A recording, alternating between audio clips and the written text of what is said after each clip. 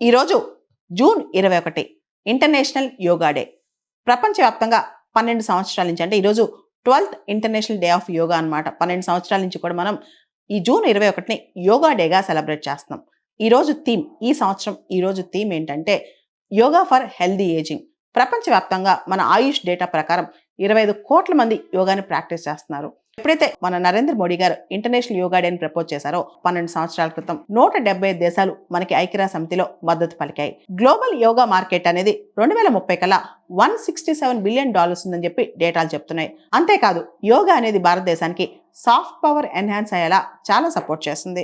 అసలు June 21న international day of యోగాగా గుర్తించాలని చెప్పి ఎవరు ప్రపోజ్ చేశారు? కరెక్ట్ గా 2014 డిసెంబర్లో మోడీ గారి ప్రభుత్వం అప్పట్లో ఒక ప్రతిపాదన తీసుకొచ్చింది యునైటెడ్ నేషన్స్ జనరల్ అసెంబ్లీకి, ఐక్యరాజ్య సమితి సాధారణ సభకి.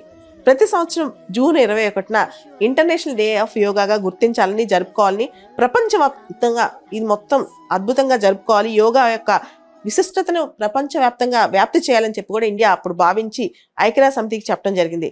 దాంతో దీన్ని ఆమోదించిన ఐక్యరాజ్య సమితి 2015 జూన్ 21 నుంచి ప్రతి సంవత్సరం ఇంటర్నేషనల్ డే ఆఫ్ యోగాగా సెలబ్రేట్ చేస్తుంది వచ్చింది.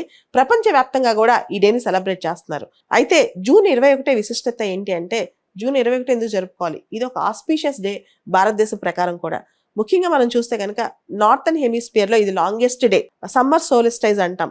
సూర్యుడు ఈ రోజున ఎక్కువసేపు ఉదయించే రోజు అనమాట. ఇది ఒక ఆస్పీషియస్ డే, ఇది ఒక చిహ్నం అని కూడా చెప్పుకోవచ్చు. అటువంటి ఈ రోజున మనం ఇంటర్నేషనల్ డే ఆఫ్ యోగాగా జరుపుకోవడం చాలా గొప్ప విషయం. భారతదేశం సాఫ్ట్ పవర్ లో చాలా ముందుకెళ్తుంది, అనేక అంశాల ముందుకెళ్తుంది.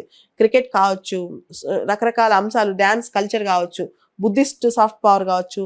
అలానే యోగాని ఒక సాఫ్ట్ పవర్ టూల్ గా మనం అద్భుతంగా ముందుకు తీసుకెళ్లగలిగాం. మన ప్రాచీన భారతదేశంలో 6 బ్రాంచెస్ ఆఫ్ ఫిలాసఫీ ఉన్నాయి. దానిలో పతంజలి యోగ శాస్త్రం అనేది చాలా పాపులర్. ఈ పతంజలి యోగ శాస్త్రం అప్పటి నుంచే కూడా చాలా పాపులర్ అయింది. తర్వాత ఇప్పుడు యోగాలో ఎన్ని బ్రాంచెస్ వచ్చినా సరే బేసిక్ గా మనకు అక్కడి నుంచే యోగా అనేది మనకు ఉందన్నమాట.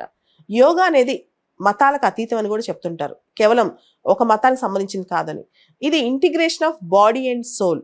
ఒక మెడిటేషన్, బాడీ అండ్ సోల్ ని ఇంటిగ్రేట్ చేయటమే యోగా అని కూడా చెప్తుంటారు అనమాట.